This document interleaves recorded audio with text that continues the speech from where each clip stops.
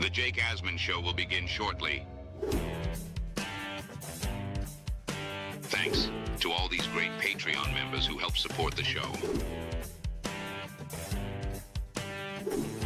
Get your super chats ready. Jake will be here in just a moment.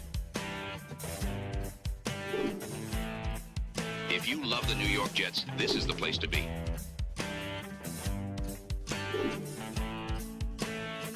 And now, the Jake Asman Show. Today, we will break down the latest from New York Jets OTAs. Robby Sabo, who has been at all of them, will join us for his big takeaways. Plus, it's a series. Game 3 of the NBA Finals goes to the Spurs. I'll tell you what it was like to be in the building to watch that game and where the Knicks go from here. It's the Jake Asman Show. Let's hit it and get it started. We sitting in here, we excited as hell.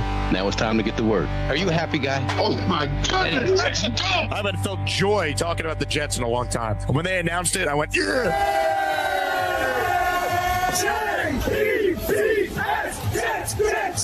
Let's go! A new chapter for the Jets has started. Aaron Glenn and Darren Muji are tasked with shaping the future of this franchise. Will they be the ones to finally get it right? We will be here for every step of the journey on the Jake Asman Show, breaking down all the storylines, every game, and everything in between. Please subscribe and hit the like button below. Super chats, baby. Cut the line. The Jake Asman Show starts right now. Here we go, Jet fans and Knicks fans. Welcome in, everybody. I apologize for my hoarse voice if it's a problem throughout the show. As you can imagine, I am not in the best of moods following that Knicks game last night. But nonetheless, the show must go on. Of course, it is a Tuesday, which means we are joined by our guy, Robby Sabo, who covers the Jets for JetX and runs the website Knicks X Factor. Knicks X as well. Mr. Sabo, how we feeling after game 3 at MSG? It's a series. It's it's gonna, like you said it best. It's not supposed to be easy. And you gotta adjust. As a Knicks fan, you have to adjust in terms of what we've seen the last month plus. It's not real. I mean, it was real, but it's not real. It shouldn't be that way. Their shooting was unconscious. I think a lot of it came down to the rest, which helped, and the competition. Let's be real, Philly and Cleveland. But they got on such a roll. I'd never seen a team with so much confidence reach that height, that capacity of confidence, every single one of them. And, as a Knicks fan, you should still be confident. Don't jump off the building or the ledge, but they've had high highs and low lows this year. So game 4, obviously, it's going to be huge. We'll see.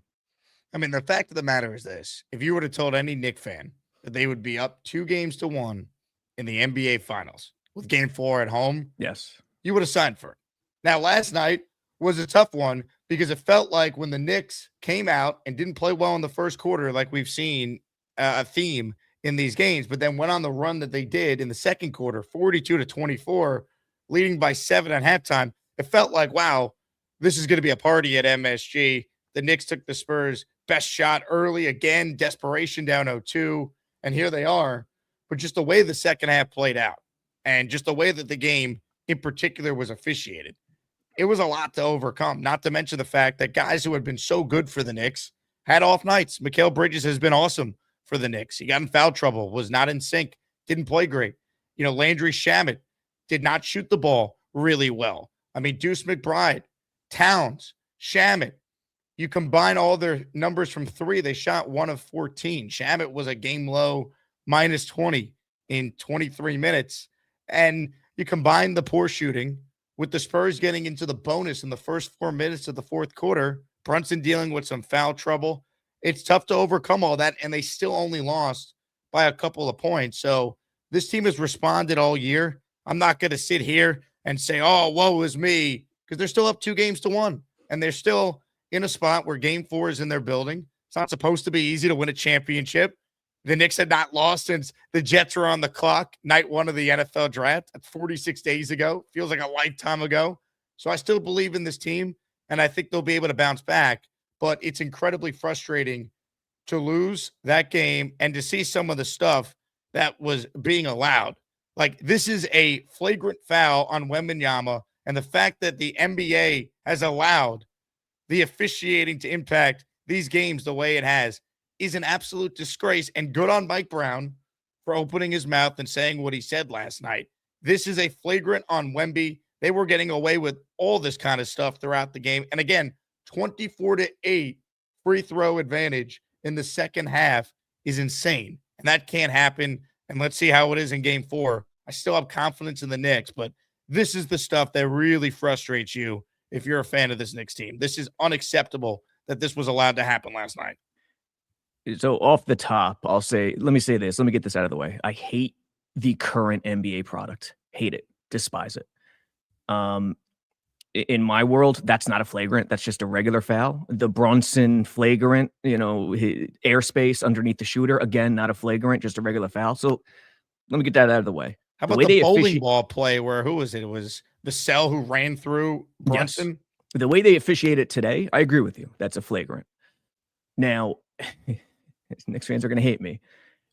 Other than the unconscious shooting, one of the things that has been so good, and other than reverting to who they are offensively, running it through Towns, not always doing the 5-out movement, spray, look for the threes. What got them going in game 4 against Atlanta was reverting to what they used to do in years past with their offense, who they are as a DNA, not settling. When they broke that 12-game losing streak during the regular season, that's exactly what they did against Brooklyn when they won by 60 or 70 points. They didn't do that in this game. They didn't come out that way. And worse yet, San Antonio actually got Wemby down low. They ran intent with action with Wemby down low, and it hurt them. And I don't know why they waited so long. I don't know. It's a mystery to me. But the thing that I'm trying to get to is the Knicks are and they did this in years past too, very crafty with hands-on, with Towns pushes a lot of guys.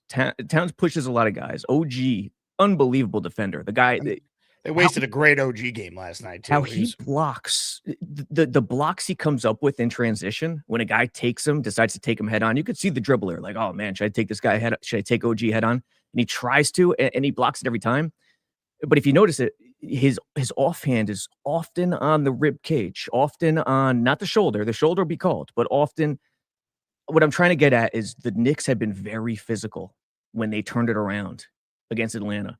They're very physical, very crafty, and I think San Antonio matched that last night. Now, that's a flagrant. I agree. Now, if I'm not mistaken, the personal was called on San Antonio when Towns went down, right? On the same play? I don't even think they called anything there. I thought Towns went down with another spur to the left side towards the side out, and it was called on the Spurs. The Brunson Wemby stuff wasn't called, but if you watch the play, Towns kind of initiated the contact, very crafty, very physical.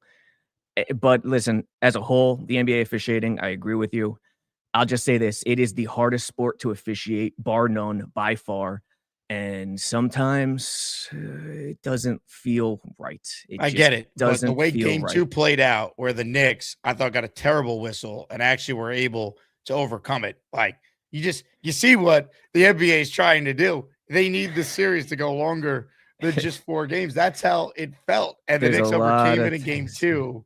Last night, they could not overcome it. They also didn't play well enough to win. And give the Spurs credit. Castle, I thought, played great. Harper gave them some big minutes, but there was a moment in this game where it's 106-100 with 5 minutes to go. And being at the game, we're not sure what exactly happened. Harper runs on the court to force the refs to stop a play, does not receive a tech after the refs give Brunson the ball to start the play.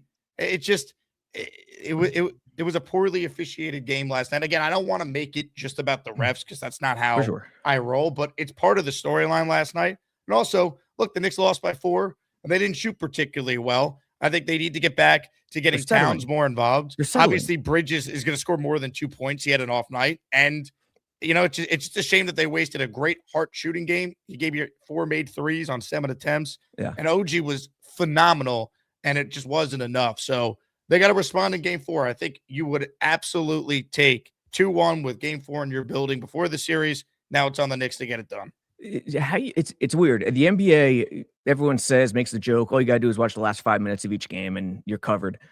Especially in this era where it's not a basketball game anymore. It's more of a shooting contest. That's what the rules and how it's evolved, what the rules have made it. But yet how they come out in these games to start these games is so massive, and it catches up with you later because, the Knicks have been unconscious. Their shooting was almost what were they shooting from 3 all playoffs? It was an absurd number. I forget.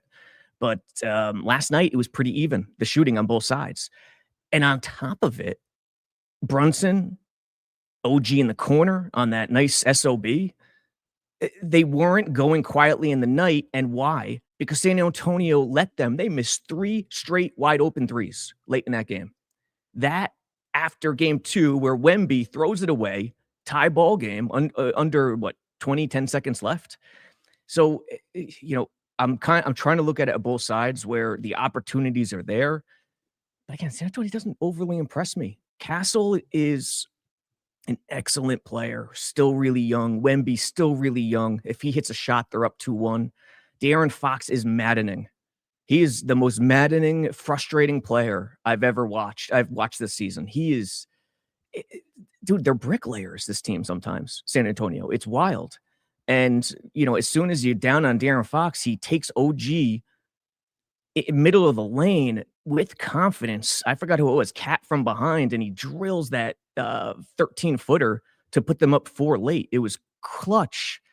So I don't know. It's really interesting right now. It's close, and the NBA likes that it's close. That's for sure.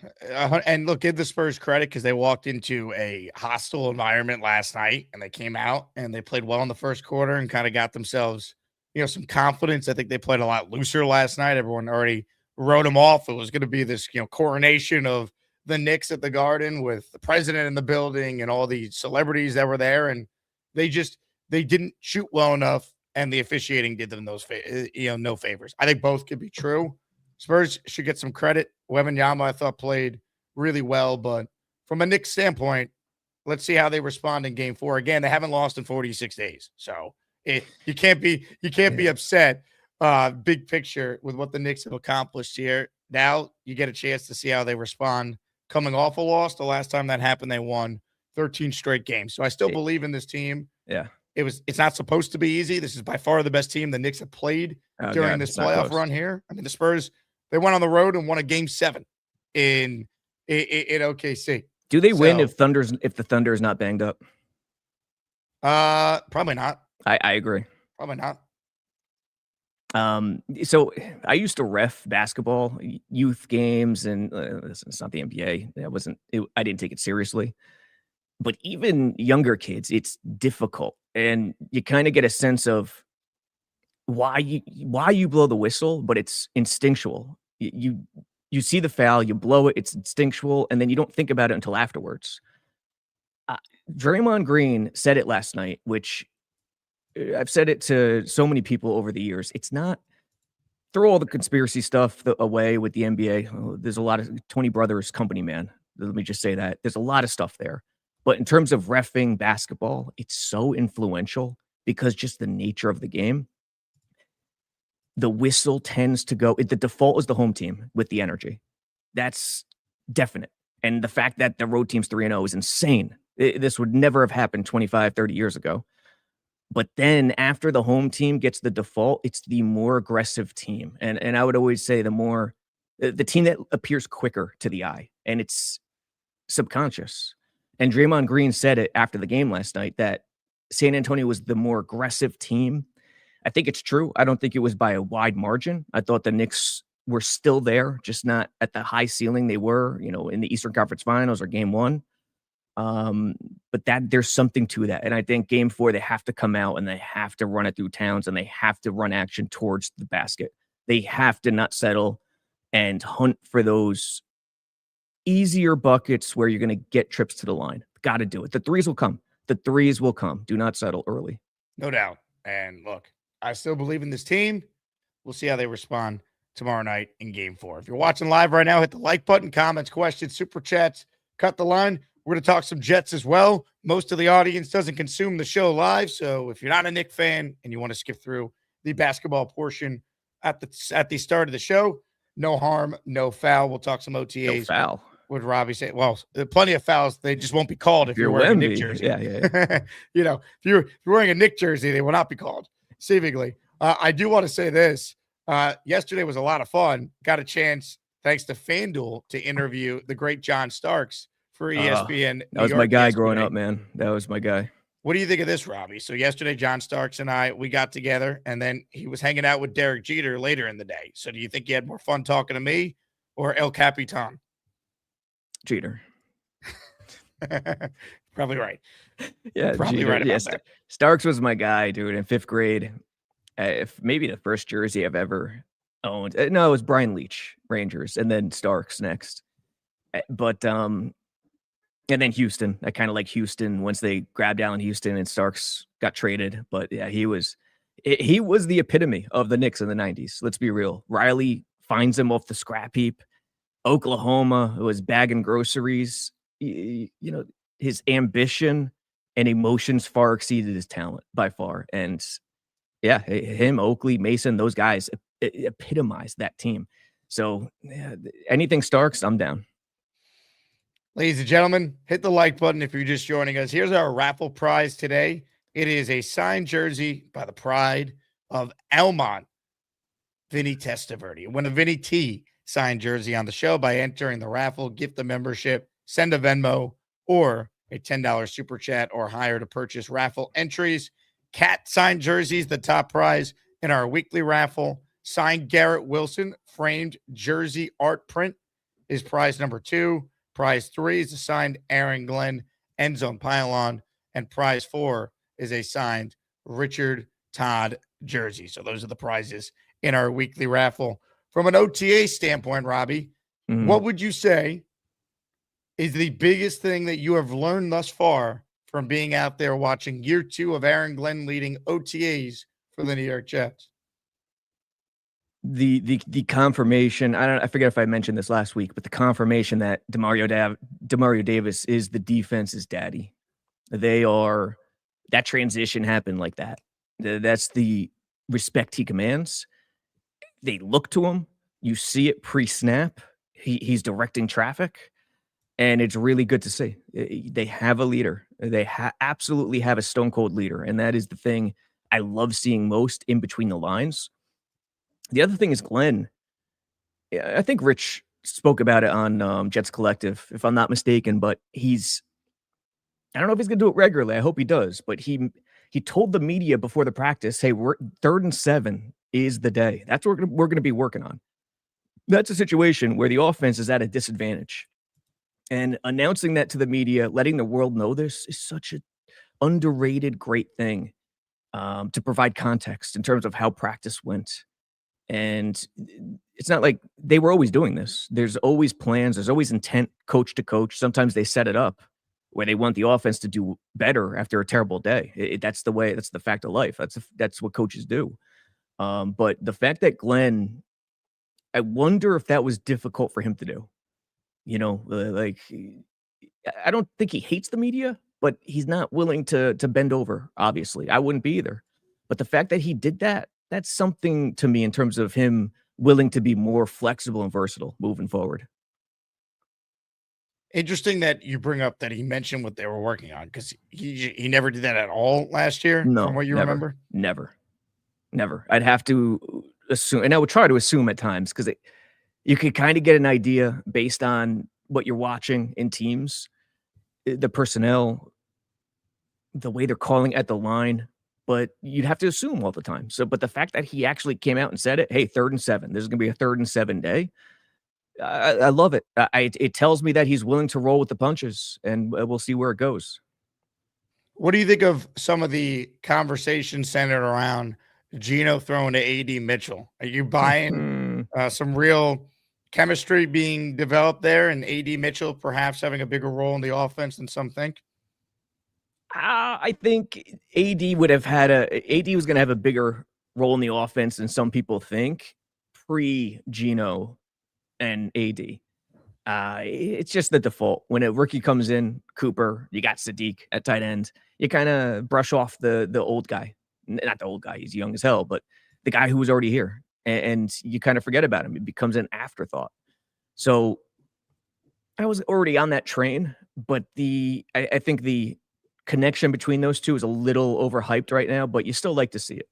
You really still love to see it, and it's not overblown in that a couple of them, especially the one down the left sideline, was one where AD adjusted to the ball really nicely.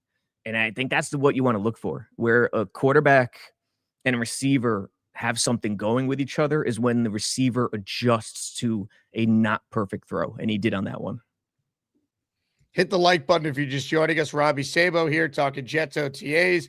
Black Gypsy gifted a channel membership. He's the first today to enter our raffle for a Vinny T signed jersey. Yeah. Thank you, Black Gypsy. Your membership went to Rusty York, who's now a channel member. Bill says my voice sounds like someone grinding metal on a dog's ass. Tough to argue with that assessment there. Voice is not doing too well after last night. Lou B says watch party was louder. We have to do better. Lou, part of it, and I was at the game with Lou last night, part of it is because, let's be real, the watch party is going to feature the diehard fans, whereas an NBA Priced Finals out. game where the get-in price to sit in the nosebleeds is going for $3,500 plus. It's just that level of passion is not going to be the same. And I thought the crowd was very loud last night, but it's also hard to fully get the full Knick crowd experience when you're trailing for most of the night. And the game's being officiated the way it is, where the Spurs have 24 free throw attempts, only 8 in the second half. It's tough to find that rhythm and really get into it. So I thought the crowd was ready to roll, but game one of the conference finals against Cleveland, the crowd was louder that night than it was at game one of the NBA finals as someone who was at both games, or game 3 of the NBA finals. Interesting. Watching it on TV, I would say the Garden crowd did a good job in terms of gauging it on a curve, in terms of modern sports crowds, being pricing out the diehard fan and the situation. Like you said, they never could get into it during the game at any point other than the second quarter. And the free throw disparity, they just have to attack the rim more. They have to. And you got to get Cat more involved. Yes. Run it through Cat, not all the time, but run it through Cat. Just, it's kind of weird. Do you remember the game 2 sequence where they passed the ball like 7 or 8 times and it finished in a Bridges side 3? I think it was Bridges. That's excellent. That ball movement is tremendous. It's great. The action, unbelievable. Picture perfect. You love it as a basketball fan. But that's the same thing that sometimes gets them in trouble, because then they don't have intent in terms of featuring a guy and running it through someone like a Cat. Get it to him on the wing, up top, run Brunson through, where they need to do it sometimes. So it's kind of a catch-22, and finding that balance, I think, has been a huge thing for them all year. Robby Sabo is my guest. If you have a Jet-related question or anything on the Knicks you want in on the discussion, now is certainly the time. Super Chats will cut the line. We'll get to your calls as well. A bit of Jet news came out yesterday, Robby, not directly, but could impact them. What were your thoughts on the Brendan Sorsby decision? I'm still in disbelief that you could gamble and apparently still play college football, only a 2-game suspension. So he's going back to school. Is he so definitely he's not going an back? option. Yeah, he's definitely going back. He's not an option in the supplemental draft. What's your take on that? It's, probably better in the end. We take it off the table in terms of talking about it. I don't get the sense the Jets were overly interested anyway. I'm not saying they were ignoring the situation. I think they did their due diligence, and they were going to do more due diligence, but I don't get the sense they were going to go crazy in that regard. So I think it's better off in the end that it happens this way, especially for Sorsby. I mean, that's, having a rehab type college year, for lack of a better descriptor, is probably the best thing for him as well. Comments, questions, super chats, cut the line. Sorsby back to school, which means Cade Klubnik. You're not going to have another rookie looking over your shoulder. What did you see from Cade? Because the reports were it wasn't the best practice for Cade in the most recent opportunity you guys saw. 3rd and 7. Very, very difficult. And that's where quarterbacks make their money in the NFL. 3rd and short, not it. It matters, but third and 7 and long, third and long, that's the deal. You know, you can't, the defense is thinking pass. They could do elaborate things up front. Becomes much more difficult than a balanced 1st and 10 when you go and play action. And, you know, you're sucking the second level guys up. So I think that played into it in a big way. Number one. Number two, between him and Bailey Zappi, Zappi feels like he's playing with a lot of energy. He just has to settle down. He's not looking off the secondary, the defense enough. When he takes a snap, he's not staring down the barrel long enough. He's jittery and he wants to get to his reads right away. He doesn't have to all the time. Klubnik does a good job with that. I just think, you know, the situation played into it. I wouldn't read overly anything negative into it that he had a bad day. It just wasn't, you know, the positive days that we saw previously. I mean, the idea that he was just going to be amazing every practice. He's a 4th-round rookie. No. And even the previous practices, I mean, listen, he had good plays, but I wouldn't call it amazing either. There were situations that kind of favored the offense, kind of favored him. They were more advantageous for the offense, I think. Glenn didn't announce it. The 3rd and 7 day was the first time he did. But we'll see. We'll see what happens. It's still OTAs. All I want to see from a rookie quarterback at this point is that the spotlight isn't too much for him, that he can handle it, that he's genuine in if he is a leader, if he's an alpha. And so far, so good on that regard. He's handling everything, and he doesn't look overwhelmed. And that's all I care about right now. Do you think he's going to still end up being the backup? I do, yes. So you like overall the idea of him winning QB2? I do. It's not a slam dunk. It's very, very, very close. But I think it's also one of those things we don't have to worry about too much because QB2 could change many times, and I think it will change during the season. Hopefully not. Hopefully Klubnik has a great August and he puts that to bed. But being a rookie, you know, you got to climb that ladder. Look at the way Glenn set it up. And I think this was intentional by him coming out in the media and saying, hey, Zappi is QB2. He wasn't asked. He wasn't prompted. He said it. And I think that's intentional. And Zappi's 2. And I don't know how they ran it. They might have went Cook 3, Klubnik 4, just because he's a rookie, and make him climb that ladder and make him earn it. So from that regard, that's a good move by Glenn. All right, I'm going to read you a couple quotes here because we have to get your thoughts as one of the leaders of Arvell's army. Here are some positive quotes from some Bailey bros. You ready for this? Yeah. Harrison Phillips, quote, he's really twitchy, and I want to claim him from Stanford more than Tech. I've really liked what he could do as an athlete on the field, not just with his hands down in the dirt, but the different varieties you could do with somebody who could also run and change direction at an elite level. Here's another quote. I think time will tell, veteran linebacker DeMario Davis said. There's a reason why you're the number 2 draft pick. He was the most dominant pass rusher in the draft, and I think when you can get a guy like that and you're sound in other areas, it takes a lot of weight off of him where he could do what he does best, which is to be able to get after the pass rush. Playing for a defensive line coach like Carl Dunbar, he's not going to accept you just being a one-way player.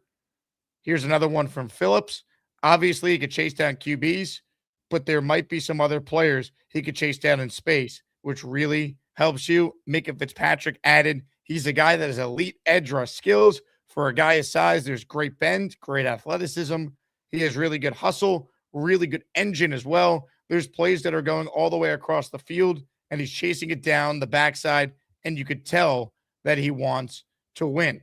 So some positive reviews on David Bailey so far. Your thoughts on what you have seen from the number 2 pick in the draft? I'm trying to find the DeMario quotes and my tweets from practice last week. Did I hop on the show after last OTAs or before? You have not. So this is the first time since. Okay. There were two plays that stuck out. Well, there was a few more, but 2 plays that stuck out to me. A positive Bailey and a negative Bailey. And him and Membu went at it during the day. Remember, 3rd and 7. So we saw a lot of elaborate fronts, a lot of what the personnel was, how they're going to game it up front, a lot of that stuff, and I like what I see. I mean, listen, you're going to have McDonald and Bailey out there, no question, on 3rd and 7. So one of the positive was Bailey starts wide, nice inside move. Membu recovered, but I probably would give Bailey the pressure. He got close enough to Gino. It didn't get there in time to disrupt anything. I think Gino completed it, got it off with the right timing, but nice move. I like it. It put enough pressure on him. And there was no edge. There was no edge threat. So you could go one-on-one. You didn't have to worry about any responsibility. The second one, shoot, I forgot what the move was that he tried to do. Long arm, some kind of long arm, and Membu just ate him up for lunch. Like, it wasn't even close. Stonewalled him.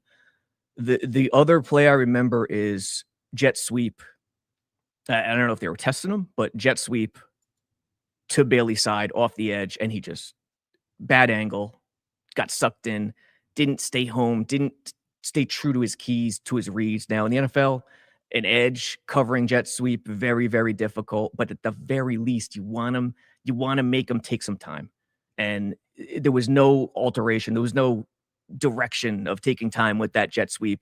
And he was clearly edge responsibility. So from that regard, so some positives, some negatives. In terms of the quotes, I think DeMario's was the most revealing. He's like a coach on the field. I don't think he will ever be a coach. He's not that dude, but he pretty much is the coach. He's an extension of Glenn. And he kind of came right out and said it. He said the secret. He's a great talent in terms of edge pass rushing, but which is great to have if you're sound everywhere else. I think, is that what you said in terms of his quote? So he I think he has an idea of who he is, as do others, but usually I wouldn't hear that from a teammate this early in camp. Maybe I'm reading too much into it, but we'll see what happens. I think so much of it is can the Jets have improved run defense around Bailey to give him more chances to do what he does best, right? We're going to actually do a good breakdown on film with Blewett this afternoon on two of the more underrated signings I think the Jets made in free agency, Kingsley Anibari and David Onyemata, because I think both guys play a vital role on 1st and 2nd down and giving the Jets a chance to get into some obvious pass rushing situations for Bailey and Will McDonald to do their thing. Yeah. No, the run defense should be better, but how does it work when there's a Bailey or McDonald on that weak side all the time? You got to wonder, when you get into that situation, what's your base going to look like consistently? Yes, they're going to rotate, no question. Every base rotates. Well, not every base, but every D-line rotates, base a sub, whatever they do personnel-wise. But if it's strictly Osai and Igbari on the Sam and McDonald, Bailey, and the Jack, you're going to have someone in there who, the offense can run at in terms of point of attack. How that works out, I don't know. If Glenn doesn't love what he sees from McDonald and or Bailey in the 3-4 in that a react attack system that he's clearly running right now instead of attack, it'll be interesting. Will he go in Igbari and Osai? And if he does, then they're going to play a lot more snaps than the other two. That's just the way it is. So how those four get those snaps at those two positions is going to be crazy to watch. Comments, questions, super chats.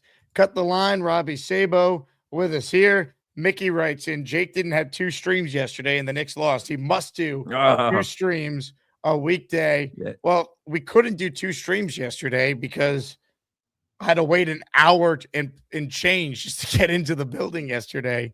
So I had to make sure I got down to the garden area. You got to slip into a bodega, do a quick 10-minute job. We posted a couple segments from prior shows to try and fill the void, but don't worry. We're back with 2 shows Monday through Friday this week. So we will have your usual volume of content. Plus tomorrow, as you know, Robby, practice open for the media to consume. So tomorrow afternoon, we'll have a live breakdown of the, OTA that you guys are going to witness in person. So we'll see what Gino and company do.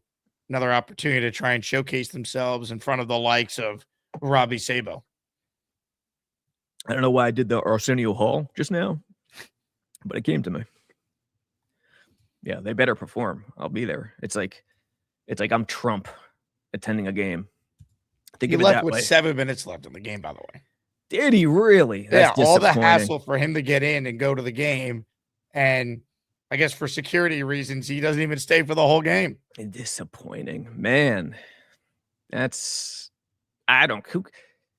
cares if you're president? Who cares about security? It's game 3 of the NBA Finals. First home game at finals home game at MSG since '99. You got to stay, Don. You got to stay. I was like, Don, where are you going? You got to tell Beningo. Get on him. I only worry about one person's penis, and that's mine. So everybody else's, I don't really care. What about Beningo? That's a fair way to look at life, I'll tell you. Does make a good point. Comments, questions, super chats, cut the line. Right now, we only have one entry in the raffle for a signed Vinny T jersey. So today's your day to win. If you want a chance, gift the membership, send a Venmo or a super chat that qualifies. You'll be in the weekly Asmaniac raffle as well. Another Jet take that I want you to weigh in on. Tanky V started some controversy on my show yesterday. He put together a list. 3 players he thinks will be better than most, and 3 he thinks will be worse than most. Let's start with the better side of the graphic here. Jamie and Sherwood. Can he be better than what most people think? Yes. Mainly because everyone's opinion and projection is that crap. So yeah, I think that's correct. Well, what are the expectations for Sherwood in your eyes? Such a general see, with linebacker, you can't go with stats. You can't. That's what I said to him yesterday because he's bringing up all the tackles. Sherwood. No. Forget the stats. For him, it's going to be, can he play in this scheme that Glenn's running? And listen, he said it's going to be hybrid. Of course, they're going to run 4-man fronts. Of course, they're going to run, more attack react stuff when needed, but it's going to be react most of the time. It's going to be a lot of 2 gapping, 1.5. It's so, can he maintain that gap integrity alongside DeMario? Now, he won't have to do it as much as DeMario, but still, you're number 2 of the 2 second-level guys, and you're going to be on the weak side with McDonald or Bailey. That's a legit thing a DC is going to worry about. I would if I were Glenn. So can he be responsible in terms of being stout, filling, spilling, all that stuff? I know you could run east-west. I know you could elude. I know you could make plays in space.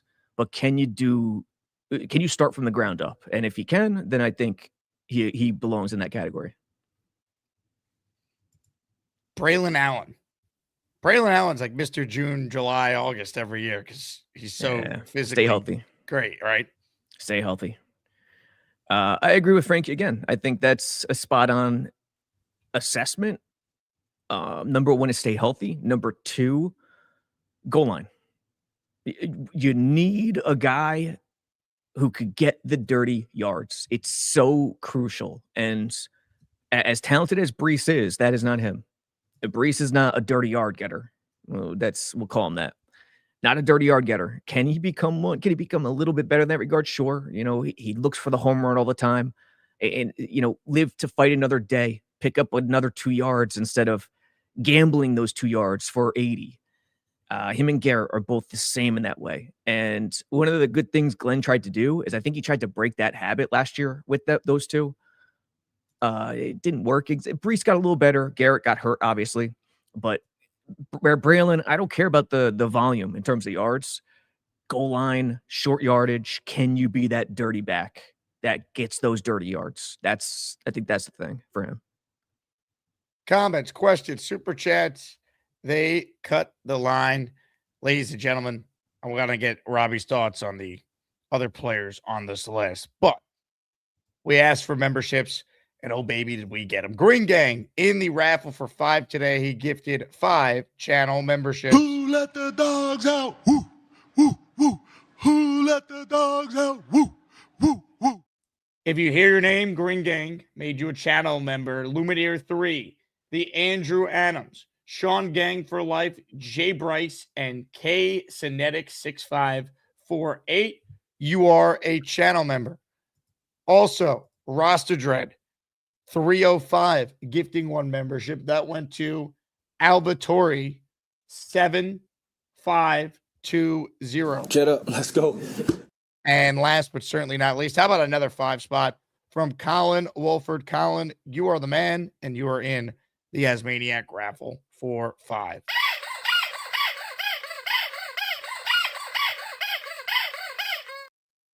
Kevin Poor, Ochetta, Dino M26, Roberts 4852, and Brian Cantleberry all receiving a gifted membership. Again, Vinny Testaverde signed jersey is the prize on our shows today. All right, the other name on the list here, Malachi Moore. How would you evaluate his rookie season? Because here's what I thought was nuts from Frankie yesterday. He thinks Malachi Moore will be better than Minka this year, which I think is crazy. It's tough to say. Yeah, I don't agree with that one. So much about safety is between the ears. It's instinctual. It's football IQ. And even if Minka has fallen off a bit, he still has that in spades. So, Malachi last year was spotty. It's the default last year for Malachi, maybe some other players, is that, oh man, he's a rookie and he's playing. That must be good. No, not necessarily. There were certain things where, he made plays, but he always put himself in a worse position than he had to. I'll say it like that. And remember when Aaron Glenn was mic'd up and he I think it was Malachi, if I'm not mistaken, came to the sideline and damn it, I forget the quote exactly, but he said something about, this is what I'm talking about in terms of being in position or doing your job, your single responsibility. And that's something Malachi struggled with at times last year, trying to play hero ball, trying to do everything, trying to do too much. And when your team is not good, that spreads like a virus through the whole unit, offensively, defensively, and that can't happen. And when he stuck to his reads and his keys and his responsibilities, he played a lot better. So can he do that? That's the question. But no, I don't. Jets fan, let's just put it this way. Jets fans who are writing off Cisco early, be careful because I don't see Malachi starting right now. Worse than most think, Taylor and Sweat being 1 and 2. That's not a good look for Darren Muji if that ends up being true. I think Taylor's going to have more stats than Sadiq. I think Taylor's going to have a better year. The head coach agrees with you because he was essentially asked for his breakout player at the owners' meetings, and he mentioned Taylor. Look, man, it's nice to have guys who are crazy athletic and could do certain things well. But when it comes down to best laid plans, you think about it and you have these chess pieces and you think about it and it's going to be all grand during the offseason. Once the battle starts, man, that goes to the wayside. And the guys who are the most complete players get the most playing time. And it's not even close. Mason Taylor's still a more complete tight end than Sadiq. I'm not saying he's the better pass catcher, but he's the more complete player. So by that metric and by another metric, tight end's very difficult to transition to from college, and Sadiq is brand new at the position. Yeah, I'm going Taylor over Sadiq. I think Taylor's going to, if all goes well, I think he's going to be top 3 in terms of receiving for this team. I mean, he's got a chance, I really believe, because I think they're going to use so much 12 personnel, given the fact Sadiq could be a guy they drafted just to open things up, and a guy who could be opened up is Mason Taylor in that scenario. Remember where Gino's coming from, a place where he had Bowers. He his adjustment, his mindset is going to be there for the tight end. I'm not saying he ignored tight ends previously, but things evolve for a player. So I think Mason Taylor top 3 in receptions, maybe not top 3 in yards. He'll be more lower yards per catch as he should be. But yeah, no, I don't agree with that one. I think Taylor will have a good year. And then you look at the other name on the list there in the middle, Tavondre Sweat. I mean, they traded Jermaine Johnson for him. Sweat was brought in with a purpose, clear fit in what Glenn wants in his defensive tackles in this 3-4. I think Sweat's going to be good. I'm not really worried at all about Sweat. I think he's also in a good locker room with some proven vets like Harrison Phillips, who's taken him under his wing to help maximize his talent. I think Sweat's going to be really good. Agreed. I don't agree with Sweat in this one either because the nature of who Sweat is in that position, 0 tech, 1 tech, nose tackle in the odd react attack. There's very little extreme. It's consistent. I don't think he could drop off the face of the earth. I don't think he could go through the ceiling unless he picks up some stacks and it comes to him. Those numbers come to him. Tackles will never be high for that position. So as long as he does his job in the middle and he plays his role, I think he'll be great. I think he's exactly what they needed in this defense. So yeah, I think he'll have a good year. The last name there is Minkah Fitzpatrick.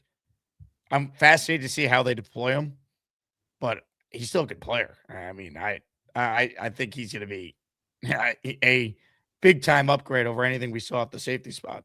Big time. And I don't know how much of a step he's lost yet. That's what I don't know. But even if he's lost a step, he's that second leader. And safety, the number one thing is instinct, is having a knack for the ball, having a knack for play recognition, awareness. And he's got it, and it'll never go away. How they'll deploy him, I think Jets fans should start thinking that it'll be more of a traditional type safety. I think he'll play high. I think he'll play low. The one thing is and I know everyone keeps hearing about him as, the nickel corner, the slot corner, and a big nickel, 3 safeties, 2 corners. Remember, if you do this, you can't play man. If you're doing that big nickel against 3 receivers, you're putting a safety on a receiver. You can't play man to man. The receiver will burn the safety. That's just can't do it. The safety has to have unreal man-to-man coverage. So you got to play match zone, which is fine, but Glenn loves man. So in terms of slot corner, I wouldn't expect it too much. I'd expect him and whoever the other guy is, I would say Cisco right now, just guessing, to rotate, to play high, to play low, based on motion, drive down, post up, and off we go. Off we go. Jets football, baby. Can you feel the magic? It's coming. Something's coming. It better be a win in week 1. That's all I'm asking for. Did Robbie just say Glenn loves men? Did I say that? I don't know. Did you? Derek says he likes hearing you talk defense. It's not true. Hey, man, can't take the defense out of me. I can talk defense all day, baby. Curly says nothing gets Jets fans moistier than a 300-yard, 1 touchdown tight end with a neck injury. Curly, I know you're Mr. Negative, but Mason Taylor, all you need to know about his rookie year is that he only had 1 touchdown pass, and the guy who threw it to him was Breece Hall, not even a real quarterback.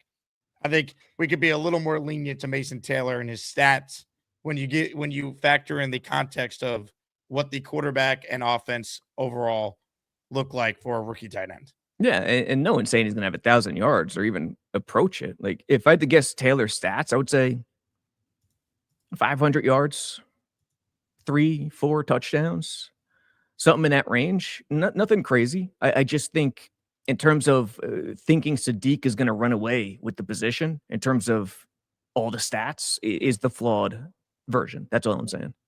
Well, here's the thing with Sadiq. He's a certified freak. I was obsessed with Sadiq, certified freak. 7 days a week, has a hernia tweak. Obsessed with Sadiq, certified freak. Trying to critique what I read in Newsweek. Obsessed with Sadiq, certified freak. Trying to take a peek at his manly physique. Obsessed with Sadiq, certified freak. Time to take a leak and play hide and go seek. What's David Aaron saying? Suggested Fitzpatrick, big nickel to have him. Yeah, I mean, listen, you could run big nickel, no problem. Belton and Cisco high, or Malachi and Cisco high with Minkah in the slot, but it goes over everyone's head. You can't play man to man if it's against 3 receivers. Big nickel. I think if Glenn goes big nickel, it'll be more against 12 personnel, and you're going lighter against an offense, but it works in certain situations. As long as you feel sound with your run D, you got Sweat in there, you got the 3 big hogs in the middle. You could go penny. You could go with a 5 down front, basically. 3-3-5, call it, with 5 down. and big nickel, that works against 12 personnel. There's a lot you could do. I just hope Glenn is willing to adapt to the players he has. Because remember, we're running the Wilk system, and it's like your job as a coach is to be adaptive to the personnel you have and to be willing to adjust to what your players need to do. Like Mike Brown, to his credit, has done a great job at that with the Knicks this year during this playoff run. Hopefully Glenn could adapt his scheme to fit the personnel he has, even though they did make a lot of moves to try and give Glenn personnel that fits this style of defense he's going to run. Agreed. And the signals were loud in the offseason. He announced to the world who he envisions his team to be. And there's not anything necessarily wrong with that. You just can't be so rigid in terms of how you envision it. It has to be flexible in September. I keep saying it pretty much every show. It feels like you find your identity, 3, 4, 5, 6 games into the season. That's what I feel like good coaches do. And you roll with it. Parcells used to do it all the time. That 98 team didn't have a great one-on-one pass rusher. But somehow, some way, Brian Cox became the de facto pass rusher off the edge. It was insane. And he really wasn't a pass rusher. He was a, second-level linebacker. But he adjusted. And when you watch the defensive games last year, it was very, very strange. Pittsburgh, they did their usual thing. You didn't know what to expect. First game, week 1, okay. Week 2 against Josh Allen, I'll never forget this game, watching every play afterwards on tape. They didn't do anything unique in terms of anything that screams, okay, that makes sense against Josh Allen. Nothing. And I just couldn't understand it. It was single high, middle closed, whether they were off coverage or press, whatever, they mixed it up, but single high in every play, no disguise, nothing. And then they took that, and then week 3, they went the other extreme where they disguised everything. Probably to a fault in terms of going a little too crazy the opposite way. So they mixed it up in that regard, but they didn't mix it up in terms of opponent specific, I believe, enough. And I think that's going to be a huge key for them. Gigantic. Yeah. I mean, that's going to determine week 1 for sure. Dude, game planning already. Like and I'm sure Reich is already thinking about it. There's so much you do during the offseason that is targeted at week 1. And if you're on offense, if you're Reich, you're already getting your screens ready, your misdirections, your counters, get a wham in there, get Mason Taylor ready on the wham, trap, everything you can to suck Salah's boys downhill and try to beat them with junk instead of straight ahead. So, it doesn't mean you can't run duo or zone. You're going to sprinkle it in, of course, but those can't be your money plays. Your money plays have to come from junk. And that's what I would do if I were Reich. Windy City Jet fan in the house. Shout out to Windy City. Great fan of the Jets and always a supporter of the show. In the raffle for 2, by the way, with this $10 super chat. It's probably the green Kool-Aid I have been drinking since 1972, but I think Sherwood will be better this year. He is much better Robin than Batman, and he gets to go back to that position. I agree. Yeah. I am a little concerned with the depth at linebacker. I love DeMario, but he's 37. Yeah. If he's so important for this defense, and God forbid he is out, what do you do then? I think they should sign another veteran linebacker, like a Bobby Okereke or a Matt Milano, just to get some more proven commodities in that room. They're really relying on Michael Walker, McCrary Ball, and the kid, Maui-Goa. There's nothing substantial there. They also brought someone in, a young kid, I forget his name, who might have a chance. It's an outside chance. It's a reach, but I forget his name. Damn it. I'm going to keep an eye on him moving forward this summer. But I agree with you. It's one injury. If DeMario goes down, oh God, that's just, it's akin to Geno going down, honestly. You know what it reminds me of? Remember last year we said if Garrett Wilson goes down, look at the receiving room. Yeah. And what happened? Garrett Wilson went down.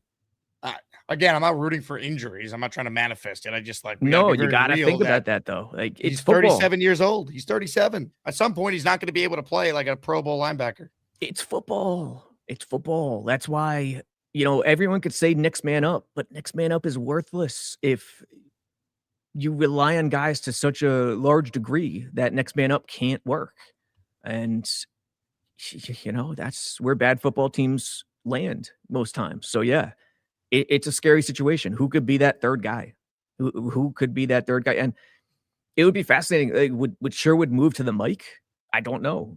Are they trying to prep someone to be the backup mic leader if DeMario were to ever go down? That's stuff you have to think about. And if you don't think about it and you don't prepare, you're foolish. You gotta. Mimosa checking in. Shout out to the great Mimosa. She's in the raffle. 4-4. Jet up. Let's go. I don't truly understand what's a foul and what isn't. But last night, the favoritism towards the Spurs was over the top. Spurs played great. Knicks didn't. They need to pass the ball around like they did the first two games.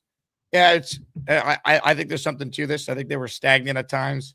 I mean, Brunson took a lot of shots, and I think they were just out of the flow of their offense. I mean, the foul situation was a real thing. I mean, Bridges had 2 points. He was never in rhythm. Deuce didn't play particularly well, so Jordan Clarkson tried to give them a bit of a lift. It was a wonky game. It was tough. They haven't lost in so long. It's a weird feeling. I mean, they haven't lost since the night of the NFL draft. So I try to remind myself that. And it's also not supposed to be easy. The Spurs are a great team. They won 60-plus games and beat the defending champs on the road in a Game 7. I still like the Knicks' chances. Game 4 at home in their building, and we'll go from there. I think another major factor was the Spurs took care of the ball early. Well, the turnovers by the Knicks, it's just they have to clean that up. It was brutal. There were a lot of situations in San Antonio where San Antonio was sloppy. They passed the ball and the Knicks were sitting like a corner, like Revis sitting on a 5-yard stop, and they would grab it and go and get easy points, and that wasn't happening. Instead, they were careful. They were more purposeful, and they got Wemby low. They ran Wemby low, and when you get them low and you score, you got to reset it in the half court. And the Knicks, I think they're better half court than in open court. They're only better in open court if they're just shooting unconsciously, which they have been. But you don't get those easy points, and that was a major, major thing. Frustrating. The turnovers just too many, man. Yeah. Too many. The transition points that the Spurs had, you just take away a couple of those, and the Knicks win. And we lost by 4 again. It's not like the Knicks got blown out. Like they were right there. Just they couple were plays right here or there. Yep. And the Spurs, dude. If I'm a Spurs fan, nervous as hell. I had 3 chance. Go back and watch them. No one even close to the guys. 3 wide open threes. If any of them goes in, they just bury the game and finish the game, and they couldn't make them. What are you guys doing? Game 2, Wemby, your best player, throws the ball away in a tie game under 10 seconds left. What are you doing? So if I'm a Spurs fan, I don't feel good. My team just keeps throwing away opportunities. You gotta put a dagger in, and they're just not doing it in some of these situations. I give Wemby credit though, because he could have folded in that spot after what happened in Game 2, and he played really, really well, which is what all-time great players do, and he rose to the moment. So, I mean, again, he's a generational player. His time is coming. He'll probably win multiple championships, but not this one. That's got to be the mentality. You like his mindset. Remember the attitude 2 decades ago, international players were too soft, they can't play, and it was true. It was true, but the game has changed so drastically. The pain. I hate this product. And by the way, when did they stop calling double dribbles? De'Aaron Fox picked the ball up on the elbow. I think it was Game 2. I can't remember if it was Game 1 or Game 2. There was some contact. The ball wasn't knocked out of his hands, and he just dribbled it right to the rim. And I think a Knicks player did it last night too. Was it Shamit on the play? Wemby blocked him, came from freaking North Dakota with his arms. If everyone could carry the ball and you're not calling double dribbles, what the hell are we doing? It's not even basketball anymore. Oh God, I can't. I'm gonna get off my lawn type mood right now. Let's do some calls, shall we? Your time to get in on the show. Robby hanging out with us here. Obviously, a lot of Knicks talk at the beginning. If you're not a Knicks fan, you can skip through that. And we gave you about 45 straight minutes of Jet talk in June, baby. Let's say hello first up today to the Doc. Doc Jet fan will lead us off. What's up, Doc? Hey guys, don't skip through this Nick talk because I think it's important. Let's hear it now. Yeah, no, there's a great football book called The 7 Games That Changed the Game. It's written by Ron Jaworski and Dave Pallett and Greg Cosell, and it talks about games that define the NFL for years to come. Right. And it talked about Sid Gilman starting the forward pass as a weapon, but it also talked about target zero that Bill Belichick employed against Marshall Faulk. When New England played St. Louis. And the goal was every single time Marshall Faulk is on the field, whether he's involved in the play or not, hit him. That's what the Spurs did to Brunson last night. He was getting held, he was getting hand checked, he was getting grabbed. Look, I understand the fouls were 24-8, and that did something really important for the Spurs. There was no continuity to the game in the second half. What did that allow? That allowed Wemby to rest. And he played the entire fourth quarter. A guy who generally plays 25 minutes a game, 30 minutes a game. With all these stoppages in play, it allowed Wemby to rest and continue in the game. But if you're concentrating on all that stuff, you are missing why the Knicks lost yesterday, in my opinion. The Knicks, when I watched them in January through April, I was dead wrong about them. I'll tell you, I was dead wrong. I didn't see any traits that showed me championship caliber, especially agreed. Okay. And then they started running offense through Cat. And then they started letting Brunson play a little, off the dribble, off ball rather. The Knicks went completely away from that yesterday. They didn't run the ball through Cat. Brunson had the ball in ISO for 19 seconds of the 24-second clock. They panicked at the end. The other 4 guys were standing around watching. Look, you know what? The Spurs are getting away with what they can get away with. The officials are allowing it. Whether it's right or wrong, I'm not going to make the argument either way. How would Steph Curry handle what the Spurs are doing right now? He would run them off the floor. You can't grab somebody you can't catch. Mm-hmm. The Knicks have to get back into moving without the ball, not standing around watching Brunson hold the ball for 19 out of 24 seconds, and they'll be fine. Their ball movement was horrendous yesterday, and somehow they only lost by 4. Right. So, we say all this, they only lost by 4, and it took it took a 24-8 disparity of free throws in the second half, and then they didn't attack the rim. 4? They didn't attack the rim though. That's the thing we're missing. They how often did they attack the rim yesterday? They just didn't do it. Well, that's the Wemby effect. OG did. OG was the only one though, and it's Brunson doing it. See, Brunson needs the ISO or the pick and roll. There has to be a balance between movement, action, 5 out, whatever you want to call it, and who they are as a team, DNA wise. They're not the fastest team. They're not the most athletic team. I think the rest factor really helped them in game 1. Probably will help them the rest of the series. But there has to be a balance. Get more pick and roll when you want to feature Towns or you want to feature Brunson. Brunson has to be crafty and cagey in one-on-one situations to thrive. But you're right. You don't want to fall into that trap too much. There has to be a balance, and that wasn't there. What we said before this series started was Wemby's weakness, his kryptonite is his wind. Jeremy Sochan said that, having been on the Spurs for years. And our strategy was run. They didn't do it last night. They had 7 points on transition. They didn't create turnovers because the Spurs had action towards the basket with Wemby and weren't careless with the ball. The turnovers didn't happen. Yeah, I also played the entire fourth quarter, which he hadn't done because a lot of the foul shots allowed Wemby to get some rest. What's his name? Mitch Johnson used his timeouts really well to try and prolong extra rest. It was set up for Wemby to not have to come out because every time he's come out in the series and Cornette or whoever's out there, that's when the Knicks have done a lot of damage in these games. Yep.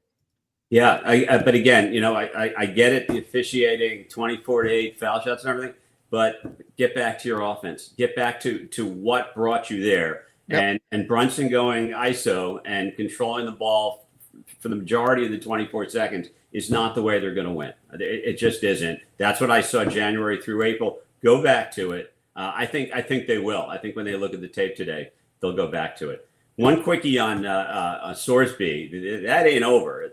That he's going back to. There's going to be injunction after injunction. They had Paul Feinblum talking about it on Get Up this morning, and the rest of his conference is outraged to the point where they don't even want to quote schedule Texas Tech in a game next year. It's not over.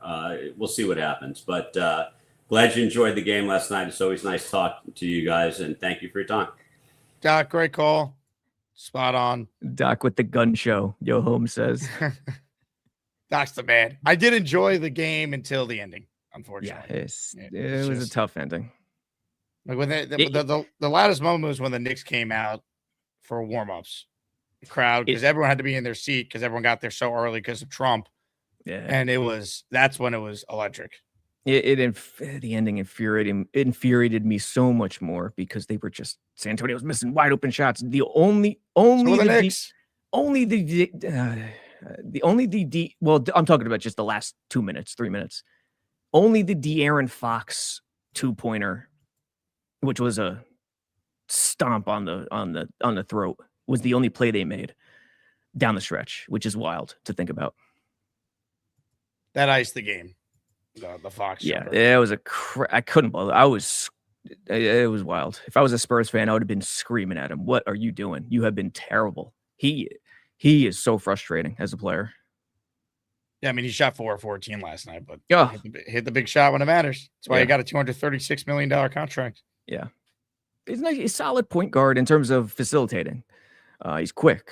He's also playing through an ankle injury. Yes. He's not as explosive as he normally is. That's another big key. And also, if I'm a Spurs fan, I loved how he challenged, was it Brunson in game 2? Sounds right. When he got into someone's face, whoever it was, they still lost, but I felt like that helped them get back in the game in game 2, how he challenged them near the sideline there in the fourth quarter. Jack says Wemby's a dirty player. I mean, I don't know how anyone could watch what he has done in this series, what he did at times in these Thunder series. Look, I remember that elbow. That was rough. I'll say this. I wish the Knicks would do more of that. Put Huck Porty in and go rough it up early. Take the technical. Look, if the refs are going to call it physically, which has, let's be real, which has benefited the Knicks throughout the playoffs. They have been very crafty and cagey. Watch Cat down low. He uses two hands to such a smart physical degree where he could be called, a foul could be called on every time. Every time it could be called on him, but he does it in a smart way. OG too, a great defender still. Even maybe the Knicks are fouling, but you can't tell me the Spurs are playing perfect defense. You know, there's two sides. Totally agree. But my point is, if I were Brown, I would say, hey, we got to match it. We can't go too crazy, but we got to match that. And we'll see if they do in game 4.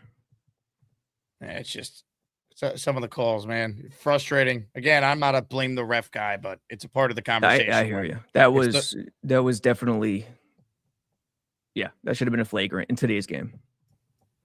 I mean, there are legit numbers that also back this up. Like this was the 4th largest free throw attempt differential in a half over the last 20 NBA finals.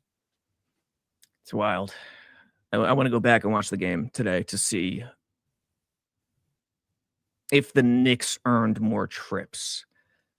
I'm not second guessing myself, but I'm trying to think about it. I didn't see them attack enough, but I got to look at it again. I'm not sure. Some of it is also Wemby is dominant in the paint. 100 and he affects your strategy. That's why you got to hit shots. And the Knicks last night, Robbie, did not shoot the 3 ball very well. They shot 35% from 3, 13 to 27. And what's wild is the percentages were almost identical on both sides, 3-point and field goal. I think the Spurs edged them field goal just by a smidge, if I'm not mistaken. But the Knicks, I don't know if it's happened this way in the playoffs because they've been shooting like aliens. But when they started to figure it out after that 12-game losing streak, whatever that was, 11-game losing streak, they started shooting fewer threes, especially right off the jump to start the game. And that's not to say threes didn't come. Threes came, but I watched it over the next like 5-6 weeks. Their 3-point attempts started slowly going down the NBA leaderboard. So we'll see. It's about intent. It really is. Basketball, emotions, confidence. Confidence is the biggest thing in basketball. You have to know that ball's going in. Have to. So we'll see. Game 4 is going to be very telling to see if they lost any of that mojo. Shamit, Bridges, Towns, Deuce combined 1 of 14 from 3. At home. Usually at home, your players, your role players play better. Yeah. 4 through 8 play better and shoot better. So this is a foreign thing, man. Dude, it's not basketball anymore. It's a shooting contest. Big fella who won a Jalen Brunson finals patch jersey that the NBA store has restocked. So I actually ordered it for the big fella. Hopefully, fingers crossed, he gets it in time for the Knicks championship parade. Robby Sabo. Big fella says Knicks didn't play well, but the Spurs are dirty and the refs were awful. 6 guys on the court is an auto tech. Also, the flagrant on Brunson was a joke. Yeah, I hate those flagrants. Ridiculous. When I hear hostile act from the ref, I just can't. I want to turn it off. I can't lie. I cannot take it. Do you remember when Vassell, I think it was Vassell, bowling balled through Brunson? Yes, going for the rebound. I mean, give me a break. And then how about the play with Cornette bumping Hart, and they call the foul on Hart? Thank God, what's his name, missed the free throw. Ball don't lie if I've ever seen it. I mean, it just, again, I'm not a blame the ref guy. Yeah. But unfortunately, it's a part of the conversation. And the Knicks didn't play well enough. We've talked about it. But it's just the Spurs transgressions are much more noticeable, and it's not close. The Knicks have been so much smarter in terms of that area, but I think they let their foot off the gas a little bit in game 3. Look, it's not supposed to be easy. They're up 2-1 with game 4 in their building. You sign for that any day of the week. Yeah. Yeah. Could you imagine? I hope this is like the Celtics series where, last year the Knicks went into Boston, won game 1 and game 2. They lost that game 3 on that Saturday at MSG. Right. And then Tatum for game 4 late. But they were up 9 when he got hurt. So shut up, Boston fans. Exactly. Knicks were going to win. Knicks won game 4, lost game 5, closed them out in 6. Knicks in 6, which was my prediction from the start of the series. If you think about it, last year, they had to go through Detroit, who was coming off, who was one of the hotter teams in the league. They had figured it out late in the season. Not an easy first-round matchup. Then the defending champion Celtics. And then the Pacers, who everyone thought the Knicks were going to win because they were the higher seed. But the Pacers were the best team in the league since, the All-Star break? Yeah, and they had this magic juju going for them. It was something, and they almost won the championship. Yeah, maybe they would have if Halliburton tore his Achilles in game 7. Who knows? So my point, it's kind of like these 2 seasons have volleyed back and forth. Like they've built off of it since this new team came together with Cat and Bridges. The road last year was brutal. Hopefully the rest and hopefully the shooting just continues. If the shooting continues and doesn't fall off to a drastic measure, they'll be okay. Mimosa says, do the same refs work the game tomorrow night? No, it's a different crew each game. Is Tony Brothers coming back? That's what I want to know. The company man. I haven't seen who the ref. We haven't had a Zach Zarber game yet. I bet you it's him. Yeah. Well, Robby, we covered a lot today. Enjoy being out at One Jets Drive tomorrow. I look forward to catching up with you and hearing what you thought of the latest practice. Yes, sir. Go Knicks. KnicksXFactor.com, right? Yes, sir. Check it out. Ladies and gentlemen, Robby Sabo, who I forgot I have an intro for. So yeah, play me out. Here's what I'll do. I'm going to play you out properly, Robby. Sit back and enjoy. It's time for Robby Sabo. Not Ricky Dicky top of the dingo. He's a rubby-dubby-dubby Dabo. The silver fox, he got hair like a wingo. It's the rubby-dubby-dooby Sabo. He got jet points up his freaking wazingo. Let's hear from Robby Sabo. Yeah. Shout out to Robby. Always enjoy his insight. Like the video if you haven't. Subscribe to the channel. I need some calls. Open phone lines. Keep the show rolling. Check out the interview I did with John Starks before game 3 on the YouTube channel. He definitely enjoyed talking to me more than he did talking to Jeter last night. pretty badass. They put Jeter and Eli Manning next to each other courtside. Like, again, it was like the coronation of the Knicks that they had won last night. You put the two guys with the most championship pedigree over the last 30 years next to each other. It's right there for the taking. Now the Knicks got to respond and win game 4. Got to win game 4. Open phone lines for those of you who want in on the conversation. Comments, questions, super chats, cut the line. Come meet Robby Sabo and company at Gangrene Beach Club. Here we go.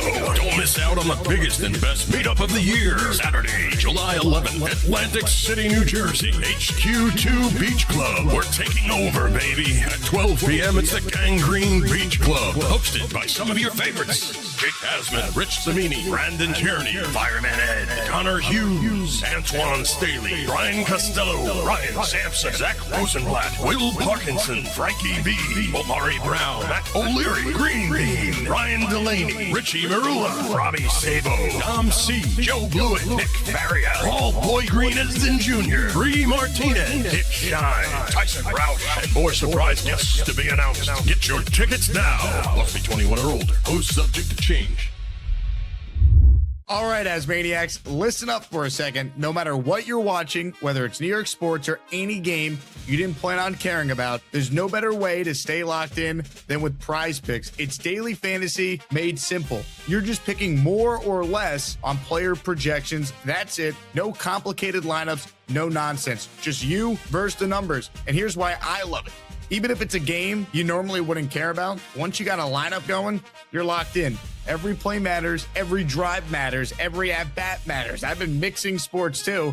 Maybe a little football, throwing some baseball, maybe some basketball, and now you've got action across the board all night, and PrizePicks makes it even better with features like early cash outs if your picks are hitting, the ability to mix multiple sports in one lineup, and you can even see what other people are playing and tail their picks. So if you haven't tried it yet, what are you doing? Download the PrizePicks app right now. Use code HMA. That's HMA, and you'll get $50 in lineups after you play your first $5 lineup. Again, it's HMA on PrizePicks. PrizePicks, where it always feels good to be right.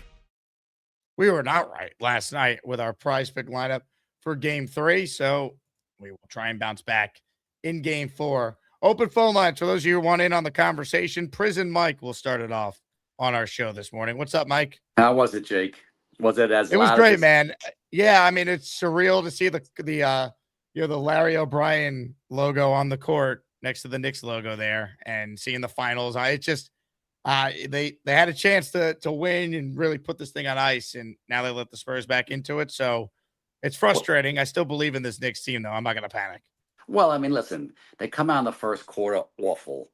Then they have a great second quarter. How they were up being mauled by 7 at the half is beyond me. Yeah, the second quarter was unbelievable. But they come back in the third quarter like they were passing the ball like they were a pickup team.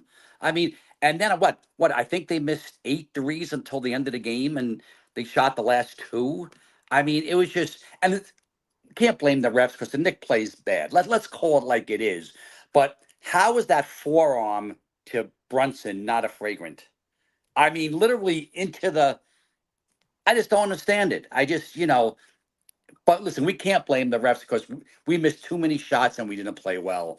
So, but it's just disappointing that, boy, you got goosebumps when they introduced the lineups and everything was just, and then they come out and play like that. But listen, give the Spurs credit, But the thing is, Jake, if they're going to cover Brunson like that and take him out of the game, he has to give the ball up.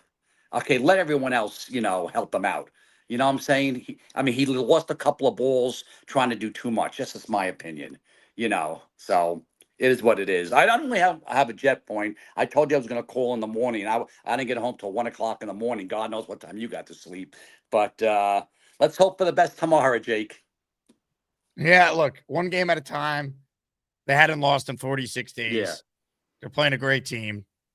They didn't get the calls. I think this is still a series that you should have confidence in the Knicks' ability to respond because that's who they've been.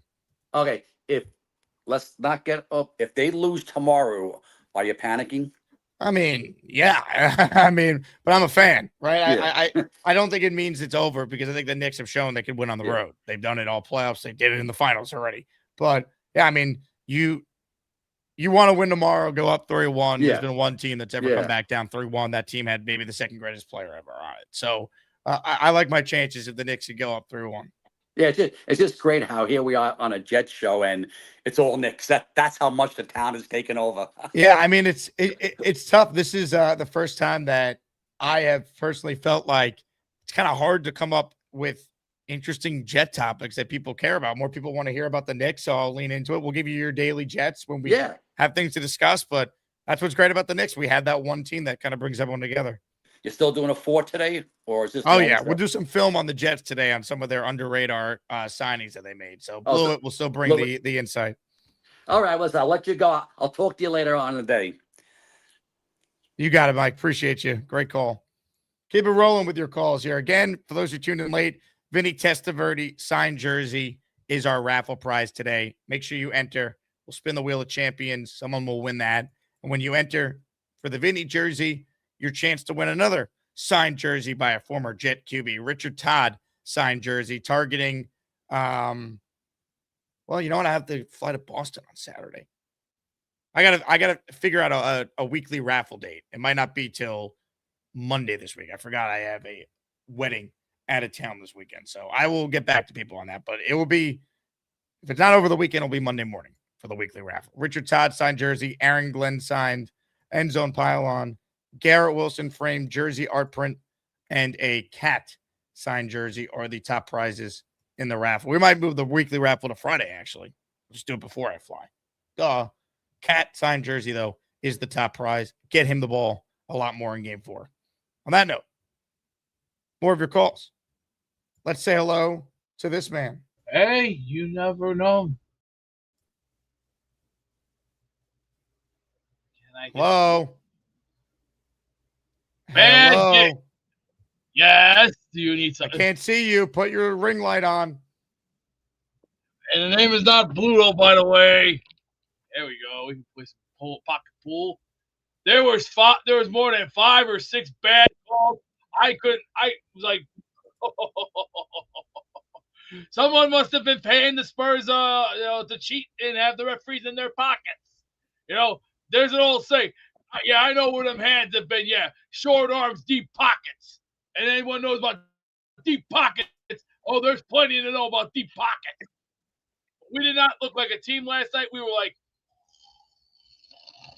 halfway falling asleep at the wheel, like you didn't even see the exist. Well, come Friday. How much of the game did you see, Beast? Oh, the whole. Hey, you don't think I was in and out? I was in a couple minutes, and then going downstairs to check on something called a little bit of Italian sausage. Okay, so you had to check on your Italian sausage, so that prevented you from seeing the game? I was cooking at the same time because, when a big game is on the line and you're watching probably one of the greatest matches of all time, and then I'm seeing Brunson getting knocked around like a pinball machine, going doing, ping, ping, ping, pong, pong, ping, ping, ping, ping, ping, ping, ping, ping, ping, ping, pong, pong. Now, Jake, I've been known I've seen some pinball machines in my life, but I've only played maybe 2 or 3 of them. But what I saw yesterday was Brunson getting knocked around like a ping pong ball. Or a pinball ball. Now, you've never played pinball, have you? You ever been to the pinball machines where you put a quarter in, you go, and the ball goes up, and then you're going, okay, what do I do? What do I do? What do I do? What do I do? You pushed his here. This is what keeps it up. You gotta hold it, and then give it a go. B, sometimes I don't know what the hell you're talking about. More of your calls right now. Thunder Lips is next. Hello, Mr. Lips.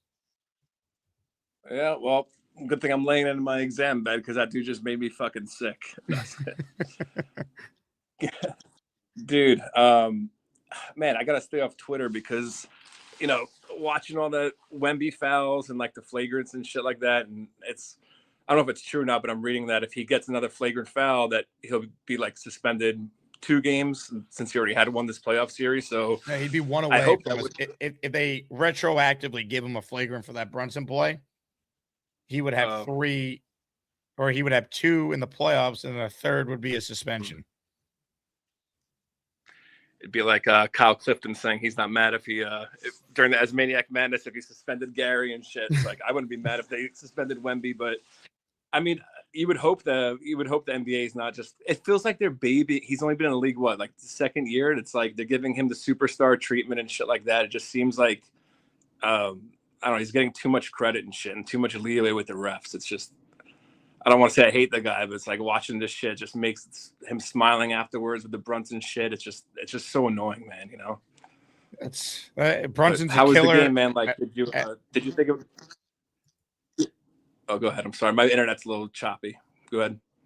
I was just gonna say Brunson, I think, will respond, and I think the Knicks will too. But I'd like to see them be more physical on Wembanyama. The refs are just gonna let him play like that because that's outrageous what he was doing.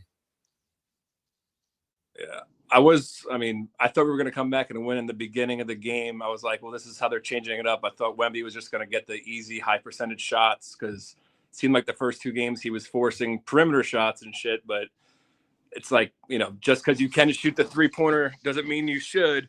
So I thought he was going to just smoke us and just like take 3 steps from the 3-point line and just dunk it and just, but it seemed like he went back to taking like further J's and perimeter shots. But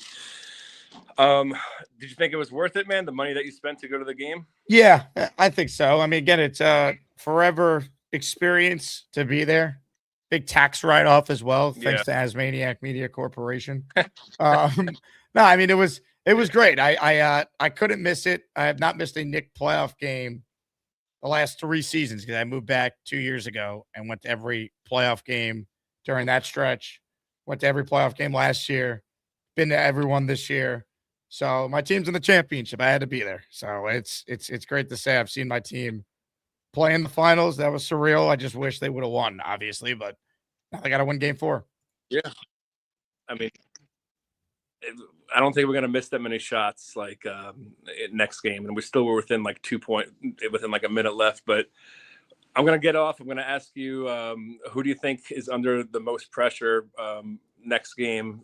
Spurs or the Knicks. But my internet's super choppy, man. So I'm going to hop off. But you have a good one. Ow! Hey, hit my teeth. Oh, well. Thunder Lips looking good. Well, I mean, I think the pressure is still on the Spurs. People, you could argue, it's the Knicks, they're home, but the Spurs are the team that's trailing 2-1 in the series. That doesn't want to go back home down 3-1. The history of teams that go down 3-1, there's been one team that's ever done it to come back and win. That was the LeBron Cavs team.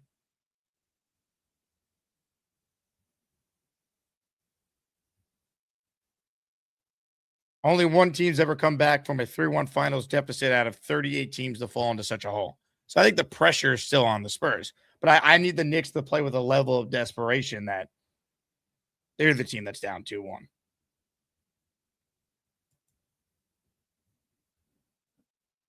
They got to go out there and they got to go and get Towns, I think, featured more early. Like how Towns was playing in the first half of game 2. We need that. Karl Anthony Towns. I think Bridges will play better. I'm not going to kill Bridges. I know he had 2 points. You still look at his plus minus, though. He only had 2 points and led the Knicks starters in plus minus. Why? Because he's playing his ass off defensively. He's a plus 11. And the Knicks just need to get back to what they were doing on the 13-game winning streak, and I think they will. I'm not going to do doom and gloom after one loss. It's not supposed to be easy to win a championship. It's hard. They won 13 straight games. Let's get to more of your calls, shall we? Say go New York, go New York, go! Go New York, go New York, go! Mikey! Hey, we're covering next game Wednesday. Don't worry, Jake. I believe in the Knicks, too. The referees were kind of dumb. They don't like the Knicks. Nobody likes the Knicks except all New York people. You know that? Right, Jake? The referees wanted to make sure that this series wasn't going to end in just 4 games. Well, they made money yesterday, big time money. They pocketed the money. It's like betting the game, right? That's true. They have about that. The NBA have to look into that very carefully. They hurt my buddy Bernstein. He was getting his butt kicked. You know, they should let him beat up the other guys. And then we'll be even, and they won't be paying the referees. You think so? They go win Wednesday. You think so, Jake?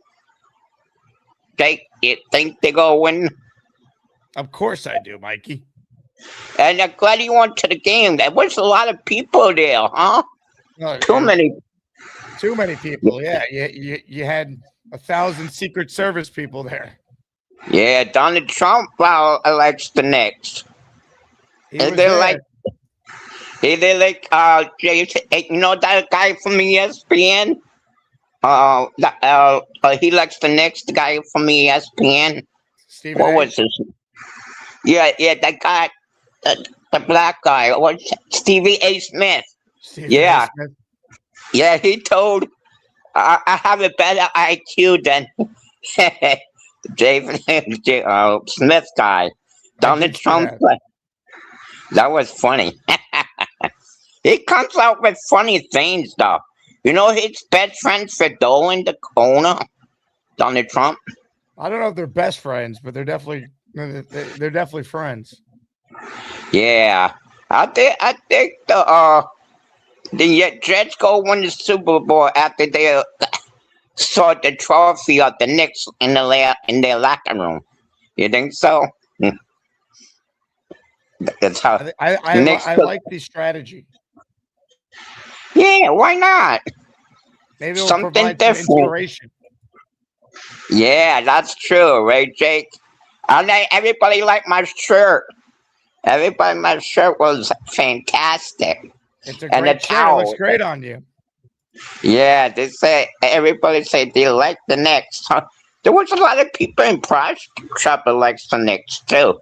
And they say, go Knicks, go New York Knicks. Yeah, that's pretty cool, right?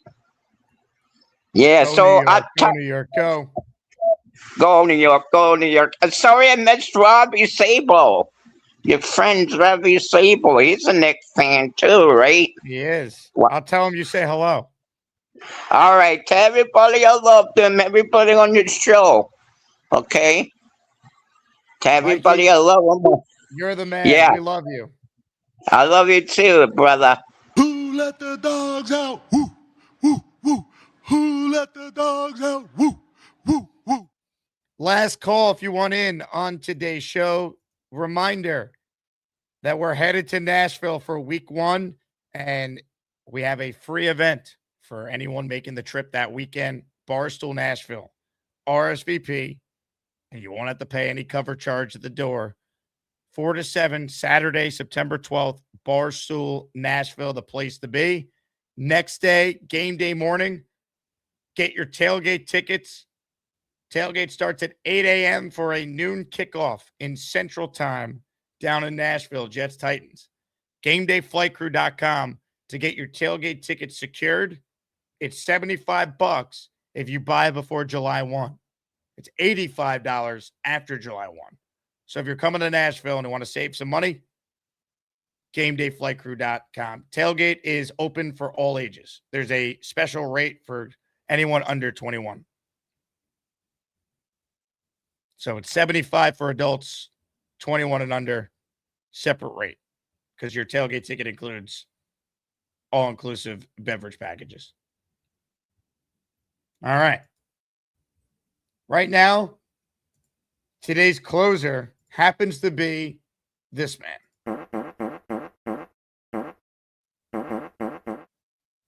This is not good. This is so bad. And I do want to say one other thing. When are those Azzy Awards coming up? In the summer. I see that. We got a long way to go. Brunson looked really, really bad. You know, like he got thrown like a ping pong ball, almost going, you know, ding, ding, ding, ding, ding, dong, dong, dong, dong, dong, ding, ding, ding, ding, ding.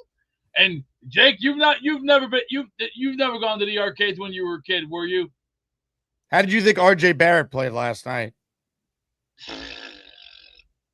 It was hard to even keep up because it's like, what the hell are these refs doing? Half of the calls, 50% blowing, and then when Brunson got shoved on his ass, I'm sitting there going, whoa, hey, that should have been an automatic technical foul. That should have been technical right on the spot. What about Beast? What did you think of Emmanuel Quickly's performance, though? It's all right, but we have to stop lacking. Let's get back up on our horse and start taking it to these bastards. They got lucky. Apollo Creed once said these words once. They just got lucky. But now it's not going to be lucky now. See, it's called get up out of that chair, boy. Let's finish this fight right now. Do you think the Knicks should give Tyson Chandler more minutes to try and guard Wemby?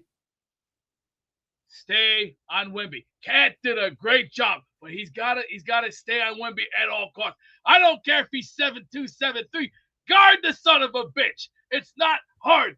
Sure, he's a tall bastard, but who cares? Sure, he has maybe a little bad body odor, but don't worry about it. Just knock the big bastard right on his ass. Sure, he may not look like the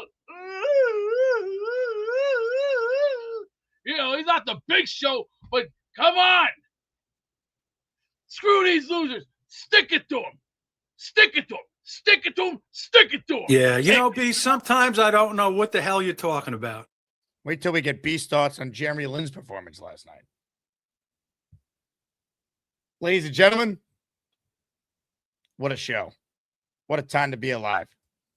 Reminder, Gangrene Beach Club, July 11th. Get your tickets, and we will see you there. This show is also always available in podcast form, Apple or Spotify. Just search Jake Asman Show and listen back to anything you might have missed. We updated the listed names for the Patreon for the month of June. Want to remind people that we are doing a group ticket buy for Jets Dolphins on October 25th. More info on that to reserve your spot is coming. Ladies and gentlemen, patreon.com/Jake Asman Show. If you want to support the show away from YouTube, get in our Discord, find out about exclusive events, 25% off all items in the merch store. Big shout out to all our Patreon members and our most recent one, Derek the Cop, who signed up. Shout out to Derek for becoming a Patreon member. Derek might have been a member and just re-upped his membership. Either way, you guys are the best. We're back this afternoon. Big time film breakdown from the Joe Blewett on some unsung moves that Darren Muji made for Aaron Glenn's defense that could pay off dividends this year. We'll talk about that. But I leave you guys with this. A great story from Rich Cimini on our Jets Collective podcast about the great Joe Namath. And by the way, Jets Collective, subscribe to that YouTube channel, and we're going live Thursday afternoon for the latest Collective episode. Talk to you guys soon. Go Jets. The three of us all have some Joe Namath stories we could share. So, Rich, I'll start with you. What is your favorite experience getting a chance to know Joe over the years? Well, I went down there last year at his house for an afternoon. And then before his 80th birthday, I spent a whole day with him down there. And, I could talk forever about Joe Namath. So I'll just say this one. So we're down there. And before I know, I'm in his car. We're driving in his SUV. He's going to pick up his granddaughter at her elementary school. So there I am, tooling down A1A in South Florida, in Jupiter. I'm hanging out with Joe Namath, and he pulls up in the parents' pickup line, and we're inching up closer and closer and closer. And I just thought I was like, how cool is this? I'm driving to Joe Namath. He's picking up his granddaughter at elementary school. And we're behind a car, by the way, that has a big Patriots sticker on the back. It's funny. And as soon as we get to the pickup, the security guard comes over and he recognizes Joe right away. And this was at a point where the Jets had just gotten Aaron Rodgers, and so the security guard was commending Joe on offering his number 12 to come out of a retirement to give to Rodgers. And Joe was like, anything I would do for the team, whatever helps make the Jets better, yada, yada, yada. And so then kind of like on a more melancholy note, his granddaughter gets in the car and she was upset. She was crying a little bit because it was her last day at that particular school. And so Joe starts giving her a little bit of a pep talk, So I thought that was really cool, seeing 80-year-old Joe Namath, now a doting grandpa, giving his granddaughter, Gemma, who's a wonderful young woman now, giving her a pep talk on the way home from the last day of school. So just spending a whole day with Joe Namath at his house was just awesome in itself. That's unbelievable. By the way, I don't know how many grandmas were in the car line, but if they were, I guarantee they were all looking at Joe, trying to get Joe's number. Oh, hi. Jake wants me to ask you to click on the like button. That's right, Lane. And if they don't subscribe to the Jake Asman Show, this team may never win another game. Let's go, Jets.